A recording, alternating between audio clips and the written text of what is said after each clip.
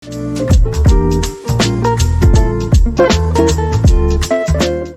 good, my Aboutdre peoples? You already know what time it is, but today is going to be a little bit different because today I'm going to be doing a review of a childhood staple of mine and yours, and that's going to be Rugrats. But it's not the original one, it's the 2021 revival / reboot that's going to be on Paramount Plus. And also shout out to Paramount Plus for inviting your boy to the drive-thru screener today.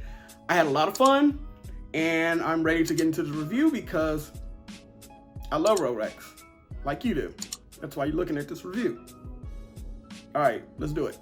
So let's just say Rugrats goes back to the heart of the original first 3 seasons before it got canceled and then returned, where it was telling current stories and using current themes of that time through the lens of a child.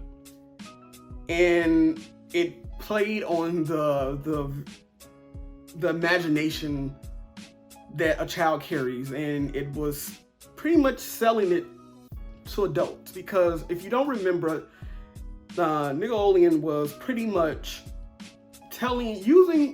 making animated cartoons, and they was sometimes very sly and very cleverly put adult jokes in there, and that's what this does. This is like a very good example of like paying homage to the past and doing something new. The babies are still the same, their personalities are the same. Phil and Lil are still shady, Angelica is still Angelica, Tommy is still brave, Chucky is still scary, but Susie is a little bit different, and I'm going to go to that later. That's going to be one of my dislikes. Now, I had so much fun with this because, for the simple fact that I felt like I was going back to my childhood. I grew up on Rugrats, as you did, and it was one of my favorite animation shows. Rugrats was one of them shows where it connected to not only children, but it connected to adults. Because there would be times where, like, I would forget about Rugrats, and my parents would be like, "Turn on Rugrats, what's going on? When Rugrats come on?" And we would all just sit in a room together. This was when families used to sit in one area and watch TV. And, and we would all just connect and just watch that 30-minute episode. And that was fun, growing up feeling like that. I felt that connection, that warmth that, I did when I was a kid. Also, the voices are all the same. The original voices for the babies are the same.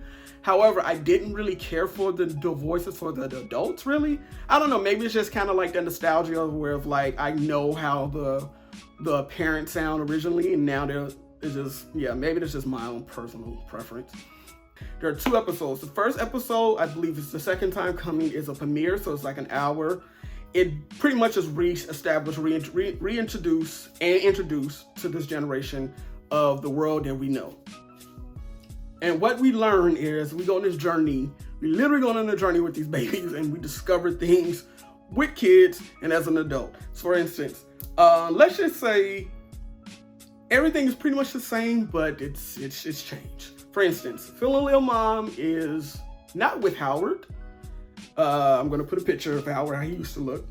Phil and Lil mom is pretty much what we all suspected in the 90s.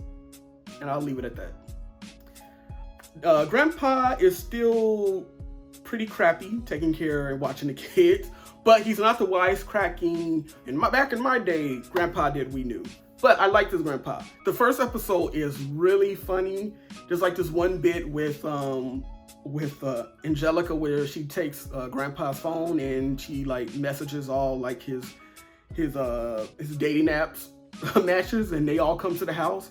And there's one match that comes to the house that where I was saying how nigga only used to put like adult jokes. Yeah, you'll see. That was funny. That was very unsuspecting.